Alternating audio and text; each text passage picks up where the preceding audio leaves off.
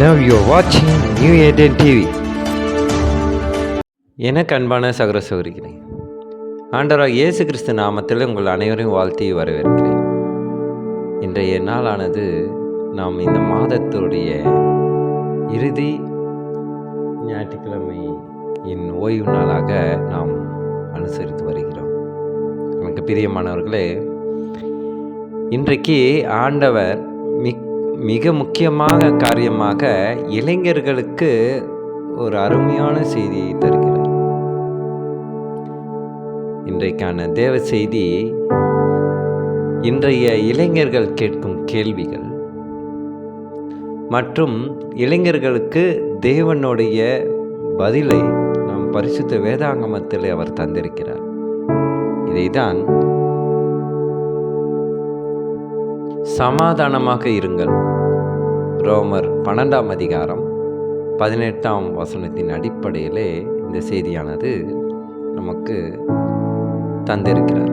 எனக்கு பிரியமானவர்களே, அதிகாரம் 18ஆம் வசனம் இப்படியாக சொல்லுகிறது: கூடுமானால் உங்களால் ஆன மட்டும் எல்லா மனுஷரோடும் சமாதானமாய் இருங்கள், கர்த்தருக்கு மகிமை உண்டாதாக. இன்றைக்கு பைபிளின் ஆலோசனையை ஆண்டவர் வெளிப்படுத்துகிறார். இன்றைக்கு அநேக இளைஞர்களுக்கு எது முக்கியமான காரியம் என்றும், அநேக இளைஞர்கள் தனிமையிலே வாடி தவிப்பதை குறித்து ஆண்டவர் சொல்லுகிறார். நீங்கள் எப்படி நடந்து கொள்கிறீர்கள் என்பதை உங்களால் கட்டுப்படுத்த முடியும். சமாதானமாக இருக்க வேண்டும் என்று நீங்கள் நினைத்தால் உங்களால் முடியும் என்று ஆண்டவர் வெளிப்படுத்துகிறார். பிரியமானவர்களே, யதார்த்தமாக இருப்பதை நாம் கற்றுக்கொள்ள வேண்டும் என்று சொல்லுகிறார். உங்கள் குடும்பத்தில் பிரச்சனைகள் வரும்போது எரிகிற நெருப்பில் எண்ணெயை ஊற்றுகிற மாதிரி நடந்து கொள்ளாதீர்கள் என்று சொல்லுகிறார். உங்கள் நண்பர்களிடம் நீங்கள் எப்படி சமாதானமாக போவீர்களோ அதே மாதிரி தான் குடும்பத்திலே பெற்றோராக இருந்தாலும் சரி, இல்லை உடன் பிறந்த சகோதர சகோதரியாக இருந்தாலும் சரி, அவர்களிடத்திலும் நாம் சமாதானமாக இருக்க வேண்டும் என்று ஆண்டவர் வெளிப்படுத்துகிறார். நாம் நன்றி காட்ட வேண்டும். நமக்கு உதவிகள் செய்திருக்கலாம், அவர்களுக்கு நாம் தொடர்ந்து நன்றி விசுவாசத்தோடு இருக்கிறோமா என்று நாம் புரிந்து கொள்ள வேண்டும். அதனாலே கூட நமக்கு சமாதானம் ஏற்படுவதில்லை. எனக்காக என்னுடைய நண்பன் எவ்வளோ உதவிகளை செய்தான் என்று தெரிந்து கொள்ள வண்ணமாக அந்த நன்றியை நாம் அப்போது வெறும் வார்த்தையிலே நன்றி சொல்லிவிட்டு அந்த நன்றியை மறப்பவர்களாக இருக்கக்கூடாது என்று ஆண்டவர் வெளிப்படுத்துகிறார். எனக்கு பிரியமானவர்களே, நன்றி உள்ளவர்களாக இருப்பதை காட்டுங்கள் என்று கொலோசியர் 3ஆம் அதிகாரம் 15ஆம் வசனம் இப்படியாக சொல்லுகிறது.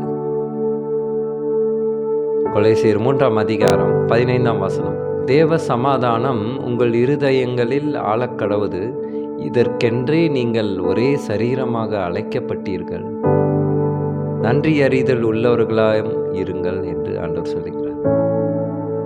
பிரியமானவர்களே, இளைஞர்களுக்கு இந்த நன்றி மனப்பான்மையை காட்டுவது மிகவும் சவாலாக இருக்கிறது. அவர்கள் யதார்த்தமாக இருப்பதற்கு பெற்றோர்களாகிய நீங்கள் அவர்களுக்கு பயிற்றுவிக்க வேண்டும் என்று ஆண்டவர் சொல்லுகிறார். எனக்கு பிரியமானவர்களே, ரோமர் 12ஆம் அதிகாரம் 18ஆம் வசனத்தை மறுபடியும் வாசிப்போம். கூடுமானால் உங்களாலான மட்டும் எல்லா மனுஷரோடும் சமாதானமாய் இருங்கள். இன்றைக்கு இளைஞர்களாக இருந்தாலும் சரி, வேலை செய்யும் சகோதர சகோதரிகளாக இருந்தாலும் சரி, முதியோர்களாக இருந்தாலும் சரி, எல்லோருக்குமே ஒரு சமாதானம் ஏற்பட வேண்டும். எத்தனையோ பேருக்கு சமாதானத்திற்காக எங்கெங்கே செல்வார்கள். ஆனால் ஆண்டவர் சொல்லுகிறார், நாம் இருதயத்திலே நல்ல சிந்தனை உள்ள ஆவியின் பிரமாணத்தை பெற்றிருந்தால் நாம் அனைவரும் சமாதானமானவர்கள் தான்.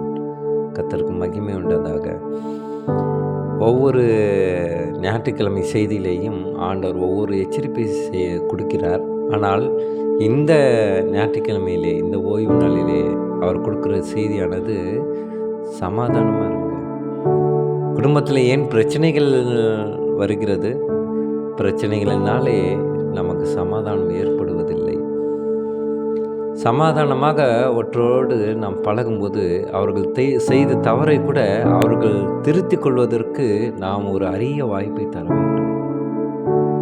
இன்றைக்கி உடன் பிறந்தவர்கள் தவறு செய்யலாம், பெற்றோர்களே நம்மளை காயப்படுத்தி இருக்கலாம். ஆனால் அவர்களோடு நாம் சமாதானமாகி இருந்தோமேயானால் அவர்களும் நம்மிடத்திலே சமாதானமாக இருப்பார்கள். எனக்கு பிரியமானவர்களே, உலக சமாதானம் என்று அறிவிப்புகள் அறிவிப்பார்கள் உலகம் முழுக்க. அப்படி என்றால் இனி உலகத்திலே சமாதானம் கிடையாது என்று அர்த்தம். இதை எப்போதாவது செய்தியிலே நீங்கள் அதை கேட்க ஒரு வாய்ப்பாக இருக்கும். எதிர்காலத்திலே இனி எங்கேயுமே போர் செய்ய மாட்டோம், இனி உலகம் முழுக்க சமாதானம் என்று சொல்கிறார்கள் என்றால், ஒருவேளை ஐநா சபையிலே சொல்கிறார்கள் என்றால் அங்கிருந்து தான் சமாதானம் சீர்குலைய போகிறது என்று அர்த்தம்.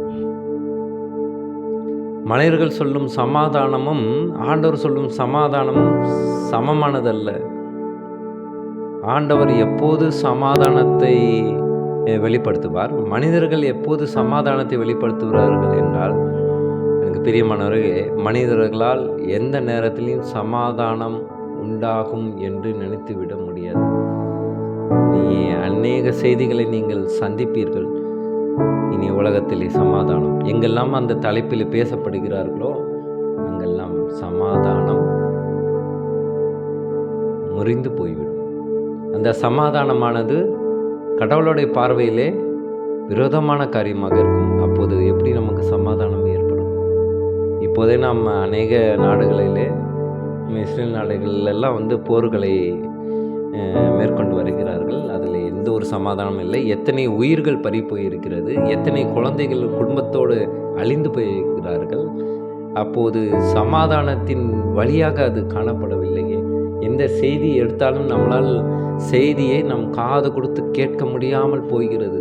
அதை தான் ஆண்டவர் இந்த வசனத்தில் சொல்லுகிறார். மேலும் கடைசி நாட்களில் கொடிய காலங்கள் வரும் என்று அறிவாயாக. இன்றைக்கு உலக பார்வையிலே இருக்கிற சந்தோஷமெல்லாம் கடவுளோட பார்வையில் விரோதமான காரியமாக இருக்கிறது. எதெல்லாம் கடவுளோட பார்வையிலே சந்தோஷம் என்று சொல்கிறோமோ அதையெல்லாம் மனிதர்களோட பார்வையில் ஆகாததாக இருக்கிறது. இதிலே நாம் ஒரு தெளிவை பெற்றுக்கொள்ள வேண்டும் என்று ஆண்டவர் எதிர்பார்க்கிறார். இனி அனைவருடனும் சமாதானமாகவும், எதிரிகள் நம்மளை தாக்கினாலும் கூட நாம் சமாதானமாக இருக்க வேண்டும் என்று ஆண்டவர் வெளிப்படுத்துகிறார்.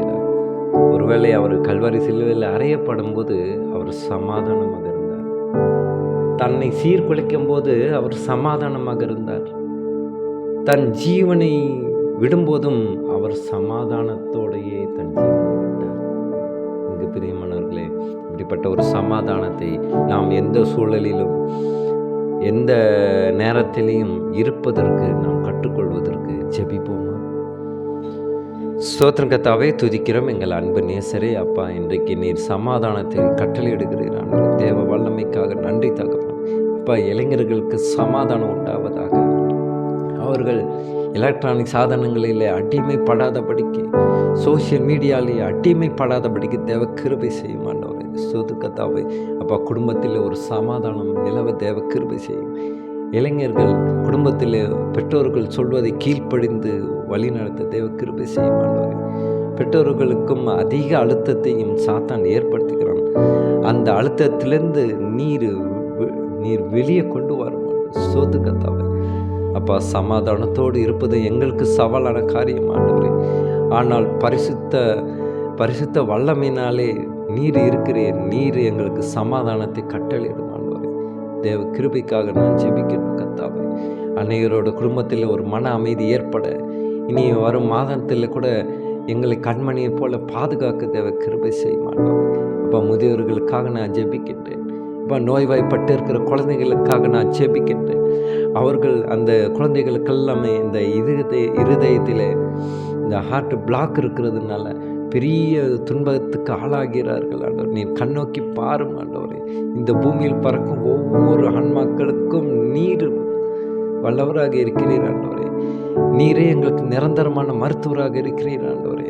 ஸ்தோத்திரம் கர்த்தாவே. அந்த குழந்தைகளை எல்லாம் நீ கண்ணோக்கி பாரும் ஆண்டவரே.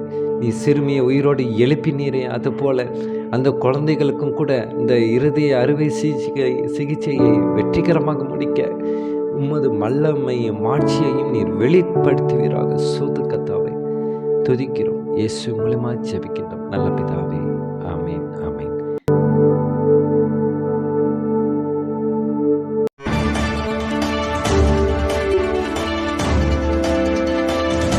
Now you're watching New Eden TV.